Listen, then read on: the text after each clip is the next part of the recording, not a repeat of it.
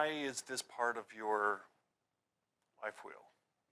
Okay, why is the spirituality needed in this thing? And I think that's something that I don't know if we necessarily have spoken of this before in the past, but I have found that through just in my own personal life and when I talk with other people and find out about their experiences and their growth in their spiritual development, they find a greater sense of happiness and joy that comes into their life. And so I think that's a key component of what it is that you're trying to teach and why you're trying to do this, is making one's life better ultimately is making one's life happier. Exactly. And so in that, I guess, is what are the keys to make one's life happier? And you've mentioned a few different things. You know, your life, your health, your diet, your spirituality, your physical activity, your work, your education, all of these, your family, Yeah. all these things, they're all intertwined. And when we are balanced in these things, you know, one of the big things that I see is people are really heavy into one or two of these different spokes of the wheel, but they're lacking in others, and they're overloading, and then they don't understand why they don't feel balanced because they're not balanced.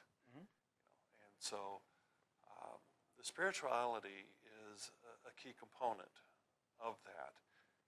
And I think once we have an understanding as to what spirituality is, and when we have an understanding of the purpose of life, and we can start living towards that purpose, that can give us that joy and that happiness. Spiritual guidance to me is getting connected with the unknown. You see, the reason, let me give you an example. The reason why, we look for perfection, for example, on anything, in the arts, in the music, in whatever we do, we like things to be perfect. One of the reasons why we do that is because we know that we don't have that. And the very fact that we are searching for something better, greater, bigger, implies that we don't have it inside. There is that need to fill that vacuum. That's why we want things perfect. So the achievement or the pursuing of the achievement of perfection is in my opinion, philosophically, is a way of trying to find something we don't have. So spirituality is in us, but the guidance to become or to connect with our spiritual side takes different forms for different people. I see. People like me who are very logical, everything needs to make sense. Perhaps experiencing something emotional will not work.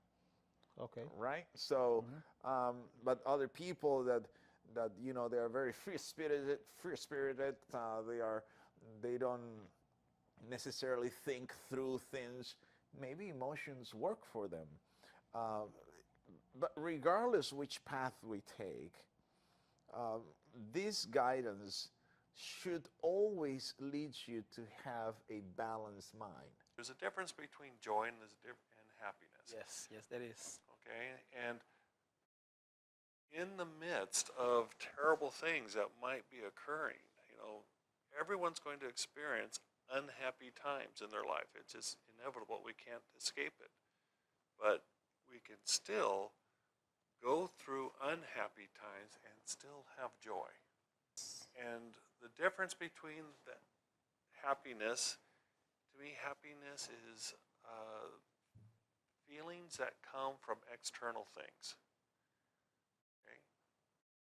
I bought a car recently. Congratulations. Made me happy. You know? But if someone breaks into my car or steals my car, takes it away, that will make me sad. These are external things. But that's different from the joy that I have regardless of the external forces that come into our lives. So what you're saying is that joy comes from the inside. Joy is an internal thing. Okay. Okay, and so so I guess part of what we're trying to do here is trying to explain how can we find and feel joy even though we might find ourselves in and out of happiness or sadness or other emotions.